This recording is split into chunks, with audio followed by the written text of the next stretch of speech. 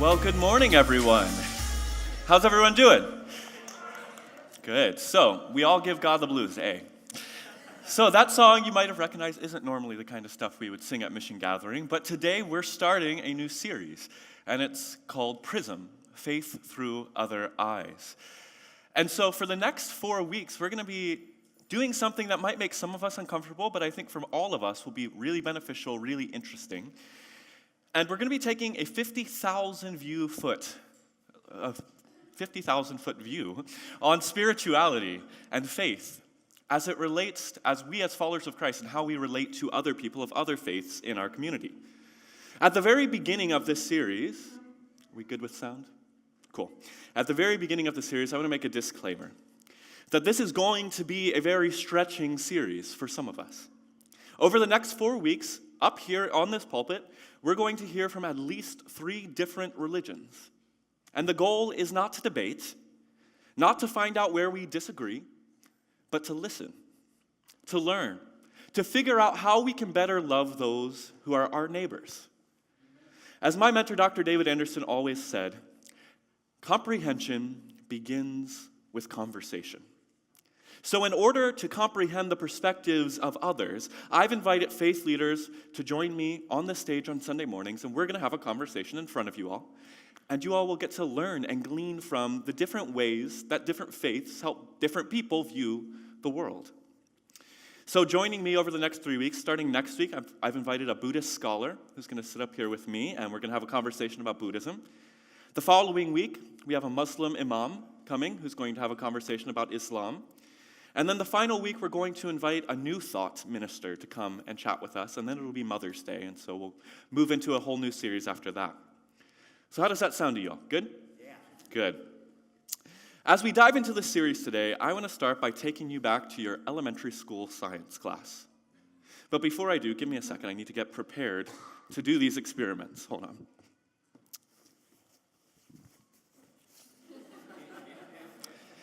And I'm going to need a volunteer. Can I have a volunteer come up? I'll need you in 1 second, so just stand here for a second. Here we go. So you can call me Brandon the science guy today. Now I'm prepared to do these experiments. So, how many of us has found the frustrating reality that a group of people can look at the exact same thing, but have a completely different experience? A group of people can look at the same set of circumstances and interpret them in fundamentally different ways. To test this hypothesis, I want to show you all 2 pictures real quickly this morning, and this is going to be experiment 1. I want you to tell me what you see. Just yell it out. How many people see the duck? How many people see the rabbit? How many people see both? Pretty easy one, right? You see it. Second slide. Next one. Oh, what do you see here? Old man? What else? A girl. So in these pictures, we have one picture, but it has many different interpretations. It has many different images contained within it. Different people in different contexts will see different things. And that's one of the unique traits of humans, that we've been created with diversity of perspectives, diversity of lenses through which we view the world, a diversity of opinions. None of us experience reality in the exact same way. None of us see the exact same thing. Every aspect of how we see and encounter life is unique to us. On one hand, that's really beautiful. On the other, it's really annoying. Life would be easier if we all saw things the exact same way, wouldn't it? If we all looked at the world and saw the exact same things. If we heard the same thing when somebody spoke it. But the reality is, that's not the world we live in. And if that was the case, life would be really uninteresting, wouldn't it be? The beauty of life comes from the various ways that we see and experience the world. And as I've often said, it's in our diversity that we best reflect the divinity of God. Since our God is eternal and expansive, there is always a new perspective, a fresh way, a fresh perspective to look at any circumstance. Our beauty is in our diversity. Now, for our second experiment, I want to demonstrate the beauty and diversity that is created when 2 or more people set their sights on the same thing. I'm going to show you using one of these.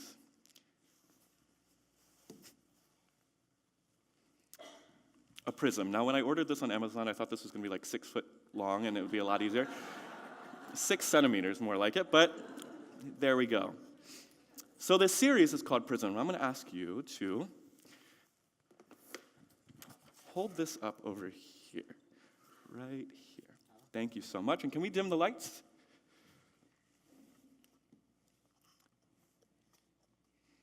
Now let's see if this works. Okay. Now move it.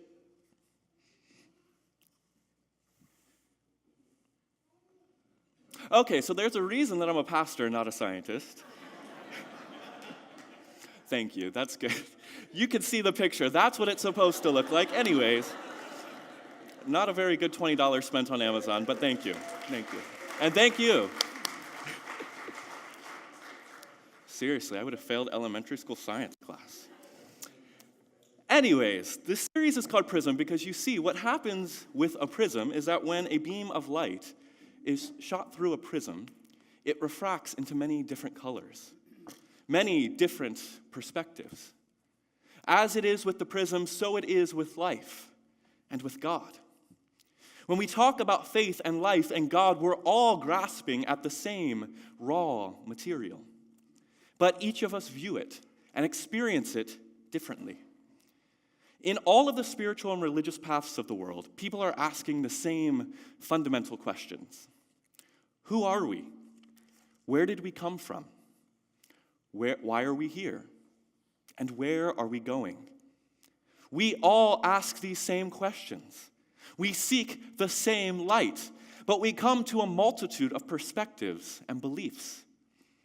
As Christians, we have tended to buy into the false and, may I say, unbiblical narrative that we have somehow cornered the market on the truth and understanding God. We think that our perspective and our beliefs and our worship and our lifestyle is absolutely right. And because we're right, everyone else is wrong. And not only wrong, Christians have tended to say that other people's perspectives are actually dangerous or damnable. Yet, I believe each of us, at the core of our being, know that that's not necessarily true. See, I believe that hardwired into creation is the truth that there are many perspectives of the same thing. There are a multitude of colors that emerge from one beam of light. That we can all look at the same God and experience it differently. And that in our diversity, not in our uniformity, we reflect the beauty and bigness of God best. Are you with me? So in this series, we're going to chat with people who are all asking those same fundamental questions, who are all looking towards that same mysterious reality that we call God, but who see it in ways that are very different from ours. In the interviews with all of the faith leaders, I want you to know that the goal here is not to defend Christianity. I'm not inviting them here to debate them. We're not trying to convince them that they're wrong and that we're right, because that's not why we're here. See, at our fundamental core as Christians, we believe in a posture of humility. Jesus believed in being close to those who were seen as strange or different or outsiders, because he understood that proximity fostered understanding. Comprehension begins with conversation. And if we can't comprehend our neighbor, how can we love our neighbor? Listening and learning and considering other perspectives, that's not dangerous. But in fact, it's an exercise of faith and growth. It's not dangerous to learn from other people's perspectives. In fact, do you know that in the Bible, both Jesus and Paul quote from non-Christian and non-Jewish sources in their teaching? They actually have clearly learned and listened to other religious faiths and incorporated the truths from those traditions into their own teaching and practice. One of my favorite verses, sections of Scripture, comes from the book of Acts. And it's Paul who's teaching in Greece. And we're told that Paul, in this passage, quotes from pagan religious scholars. This is what the text says. Paul then stood up in the meeting of the Areopagus and said, "People of Athens, I see that in every way you are very religious. For as I walked around and looked carefully at your objects of worship, I even found an altar with this inscription, to an unknown God. So you are ignorant of the very thing you worshipped, and this is what I'm going to proclaim to you. The God that made the world and everything in it is the Lord of heaven and earth, and does not live in temples built by human hands. And he is not served by human hands as if he needed anything. Rather, he gives everyone life and breath and everything else. And from one man he made all nations, that they should inhabit the whole earth. And he marked out the appointed times and histories and the boundaries of their lands. God did this so they would seek him and perhaps reach out for him, though he is not far from any one of us. For in him we live and move and have our being. As some of your own poets have said, we are his offspring. In this passage, Paul doesn't quote from just one pagan religious scholar, but two. He first quotes from the Cretan philosopher, I'm not even going to try to say the name, but just put it up on the screen, blah, blah, blah, blah, and the Sicilian Stoic philosopher, Aratus. And we see Paul standing here talking to people of other religions, using their own objects of worship in temples as a means to communicate the message of God's love to them.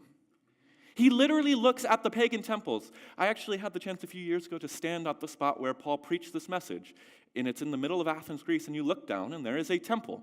And it's a temple dedicated to whatever other god we missed in all of our other worship. So the pagan people worship many gods, and they wanted to cover all their bases, and so they literally built a temple to the other god, the unknown God. And Paul says, this temple that you have dedicated to this unknown God, I'm going to call that the temple of the God of Jesus Christ, and I'm going to teach you through this object of worship that you've created for your pagan purposes. He doesn't say that their religious beliefs are wrong. He doesn't tell them that they're evil.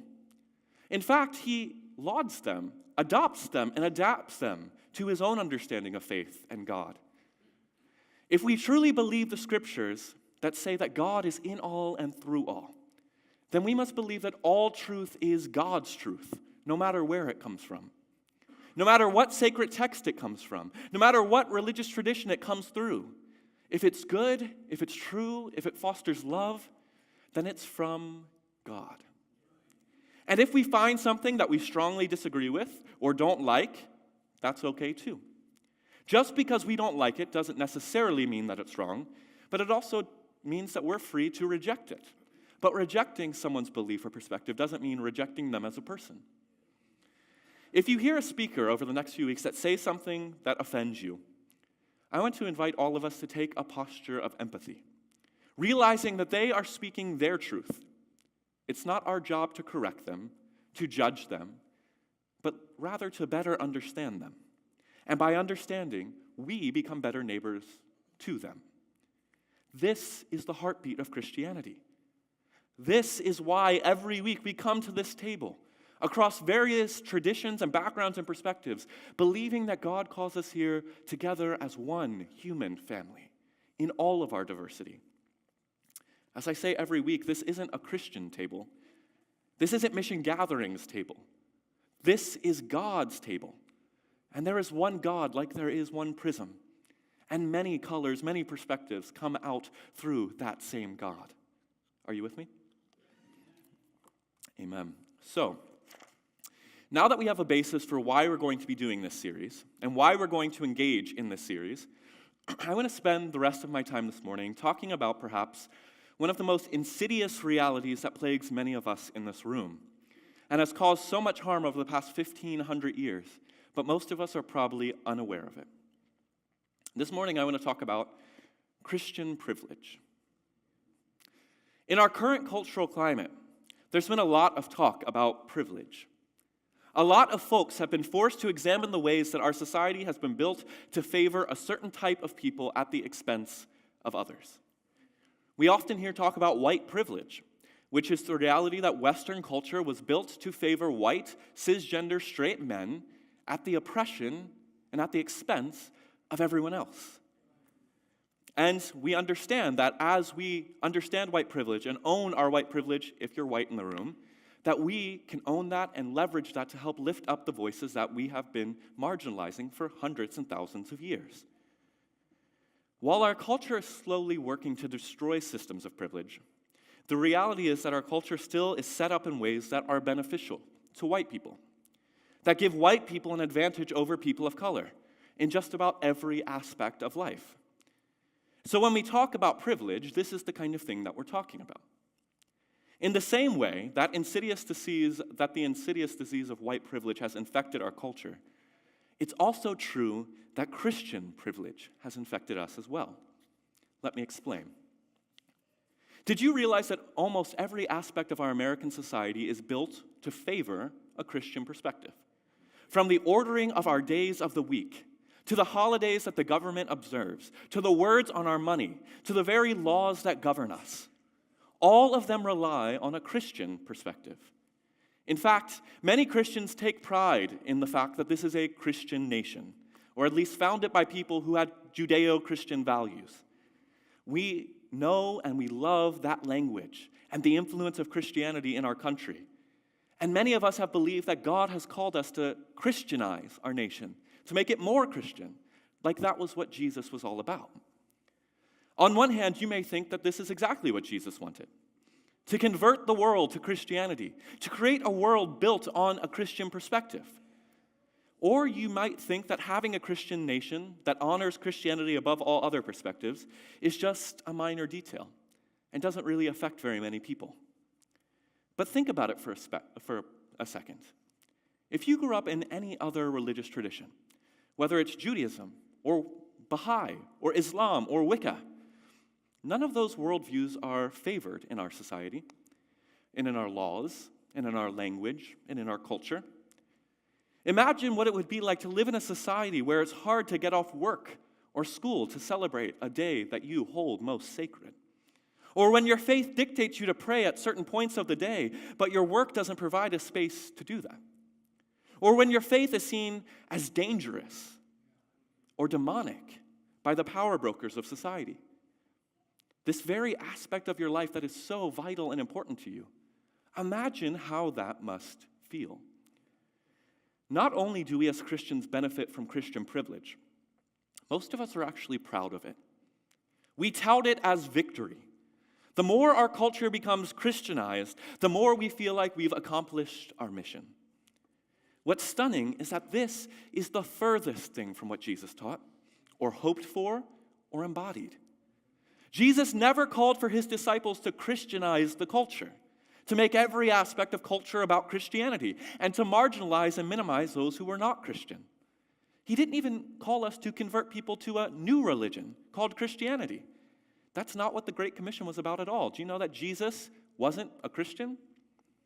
No, Jesus called us to go into the world and proclaim the good news of God's liberating love for everyone, to make disciples, or in other words, invite people to follow in his example, to emulate the life that Jesus lived, and to create the world that Jesus desired. And did you know that people can do that without actually being a Christian or belonging to a Christian church?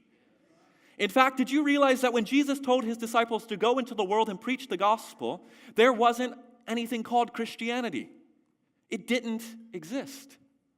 He wasn't telling us or them to make people Christian. He also wasn't telling them to make people Jewish. We find this out in the book of Acts. He wasn't asking us to ask anyone to convert to a new religion or change their culture or social setting.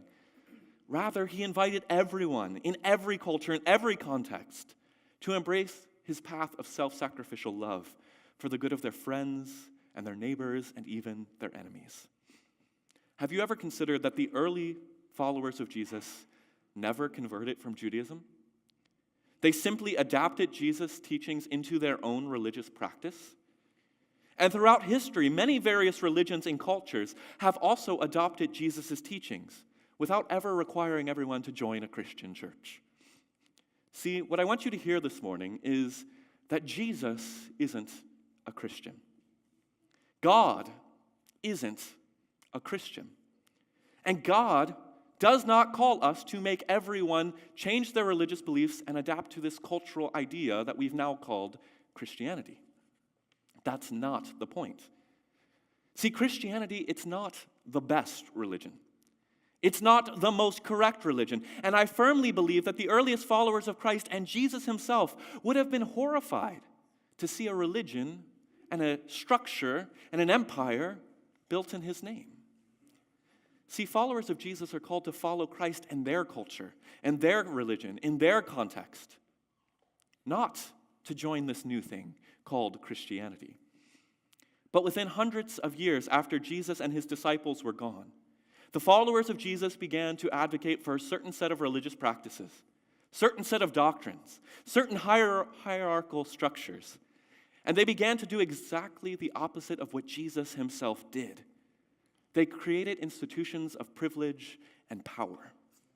They diluted the simple way of Jesus and created a religion that had very little to do with giving to the poor or loving your enemy, and more to do with appeasing God and paying one's religious dues to an institution in exchange for salvation after death, something that Jesus rarely talked about. As you've heard it said, absolute power corrupts absolutely.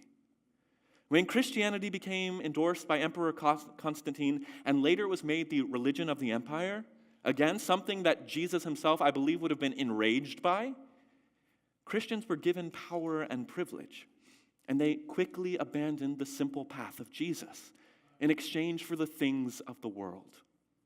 For almost 1,700 years, this religion called Christianity grew and spread as a political and social and religious force. The Christian church, whether Catholic or Orthodox or Anglican or anything else, grew into institutions with power and amassed quadrillions of dollars. Christianity became the most powerful force in the world. And in a very real sense, it still is to this day. Do you see the irony? The religion founded by a man who was murdered by the empire for being opposed to the oppressive ways of that empire became the religion endorsed by the empire. A religion that created kings and presidents and emperors. A religion founded by a homeless itinerant preacher created the wealthiest institutions in history. A religion ignited by the one who was constantly critiqued for embracing the most marginalized and despised of society has become the most powerful force for marginalization and oppression that the world has ever seen. Church, this is our tradition. This is our reality. But we very rarely ever reflect on it this way. In fact, if you grew up in a church, you were probably never conditioned to think like this. In fact, I was taught to oppose this kind of thinking. I was taught that Jesus was the only way to God, which actually meant that Christianity was the only way to God. And that if we didn't make the world Christian, it would go to hell in a handbasket. I was taught that if we didn't try to elect politicians and leaders who advocated for Christian values, that we were failing Jesus' call to be disciples. And so, I became a cog in the wheel of Christian privilege, perpetuating a culture and a world that favored Christianity above every other religion, creating a world that has pillaged cultures and countries and traditions for thousands of years. And for this reason, that's why I really think that this new series is so important for us. To hear others' perspectives and worldviews. To hear the ways that our Christian privilege has impacted the lives of people of other faiths. To dispel the lie that Christian privilege perpetuates that anyone who isn't a Christian is not Christ-like. And that anyone who doesn't follow our path or belong to our church is somehow wicked or demonic. See, church, I'm not saying that it's bad to be a Christian. Hear me. I am a Christian. We are most likely Christian. If you're sitting in Mission Gathering Christian Church, this is a Christian place. I'm not saying that Christianity is bad because it's a religion. I'm not saying we should abandon Christianity as a religion. But I am saying that as Christians, we need to be faithful and careful to follow Jesus and not Christianity. If we're going to embrace our Christian identity, we might as well put Christ first.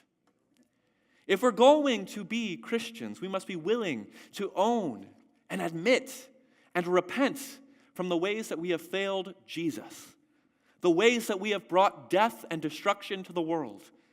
And we must be willing to work to destroy the root of Christian privilege in our lives and in our churches and in our world.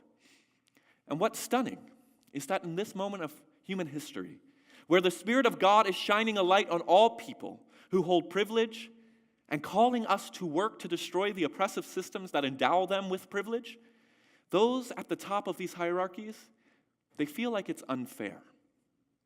How many people responded to the Black Lives Matter movement, white people, by saying that's unfair? No, all lives matter. That idea was because when equality comes to those in privilege, it often feels unfair, but it's really just equality. I mean, haven't you heard a lot of people in the past 10 years talking about how there's Christian persecution in America? Have you heard the preachers yelling about the attack on Christianity because people advocated for removing "in God we trust" from our money? Or wanted to stop requiring prayer in schools, or remove a statue of the Ten Commandments off a courthouse lawn? Don't we hear a lot about Christian persecution? But I bet that today is the first time many of us have heard about Christian privilege. It'd be funny if it wasn't so sad. Because see, when the playing field becomes leveled, it feels like persecution to those who hold power. When the mountains are lowered and the valleys are lifted, those on the mountaintops feel like what's happening is unfair. Equality feels unfair to those who benefit from oppression. So let me be clear about one thing real quick. There is no such thing as Christian persecution in America. There is no place in this country where it is not beneficial to be a Christian, to go to church, or to celebrate Christian holidays. No, there isn't persecution, but instead there's a whole lot of privilege. And as followers of Jesus, we are called to dismantle these systems and structures of Christian privilege, to own the ways that our society is bent in our favor, and work hard to help those neighbors of other religions experience the same benefits that we experience in this country. This is literally the heartbeat of what it means to follow Jesus. One of the earliest creeds that followers of Jesus gathered around and recited in every worship gathering is found in the book of Philippians, where the Apostle Paul writes it down. This is a description of how Christians are supposed to live out our life and faith. Paul writes, "Though he was in the form of God, he did not consider being equal with God something to exploit, but he emptied himself, taking the form of a slave, and by becoming like human beings, when he found himself in human form, he humbled himself by becoming obedient to the point of death, even death on a cross." Jesus, who was in the form of God, arguably the most privileged position in all of the universe, did not consider his privileged position something to be exploited for his benefit, but he made himself nothing, taking the form of a human, and not just a human, but a slave. See, that is the path we are called to follow. Our God followed in this path of giving up his own privilege to stand in solidarity with the marginalized and the oppressed. Not just the Jewish marginalized and oppressed, not just the Christian marginalized and oppressed, but all of the marginalized and oppressed. He gave his privilege and power away and stood in solidarity with humans. And he gave it up so much, not just to stand in solidarity with humans or slaves, but the text says he gave up his power and died the death of a common criminal. Jesus gave up all privilege and all power to stand in solidarity with the worst of the worst of the worst of society. And then Paul writes, "Therefore, God highly honored him and gave him the name that is above all names, so that at the name of Jesus, everyone in heaven and earth and under the earth might bow, and every tongue confess that Jesus is Lord, to the glory of God the Father." Jesus' honor and his blessing and his position came from his willingness to humble himself, to serve others, to sacrifice himself for the good of others. That's how Jesus became blessed of God. That's why Jesus is exalted, not because he exploited his godhood, but he gave up his position of privilege and power for the good of you and me. Then Paul commands the church by saying, adopt this attitude, the one that was embodied by Jesus. He commands followers of Jesus to adopt this posture, to embody it. These are our marching orders. Do you have power? Give it up. Do you have wealth? Give it up. Do you have a position? Give it up. Don't exploit it. Utilize it to bless and liberate others. Use it to wage war on the powers and principalities that are seeking to marginalize and oppress others. This is the very attitude of Christ, and it should be the attitude of Christ followers. And do you recognize that this isn't an easy path to follow? It's not easy to give up privilege. It's not easy to give up power. It's far easier to exploit it and to be selfish. But this is why Jesus said that the path to follow him was narrow, and few find it. He also promised that those who walk on the path will find life, and life to its fullest. But this is why Jesus also said the path of privilege was broad and leads to destruction, and many walk on it. It's far easier to keep perpetuating systems of privilege. It's comfortable for many of us who benefit from those systems. But if we keep walking down those paths, they lead to destruction of our souls, of others' lives, and ultimately of the world. And how do we begin to practice confronting the insidious disease of Christian privilege? By following Jesus' example. We open the door, we set the table, and we invite our others to come and sit, to talk, to listen, and then to act on their behalf. And starting next week, that's exactly what we're going to be doing in this church.